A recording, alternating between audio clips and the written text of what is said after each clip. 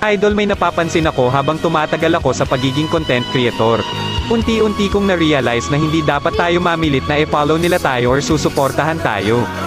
Hindi dapat tayo magmamakaawa na i-follow tayo ng mga tao. Kasi alam nyo yun guys, madami ka nga followers, madami nga nag-follow sa'yo, madami ka nga likers. Pero di ba hindi mo ramdam yung saya kasi alam mo yung pinalaw ka lang nila kasi nagmamakaawa ka na i-follow nila yung TikTok account mo, di ba? So ayun guys, habang tumatagal mas na-realize ko na kung dapat mas pahalagahan natin yung mga taong finalo tayo kasi masaya sila.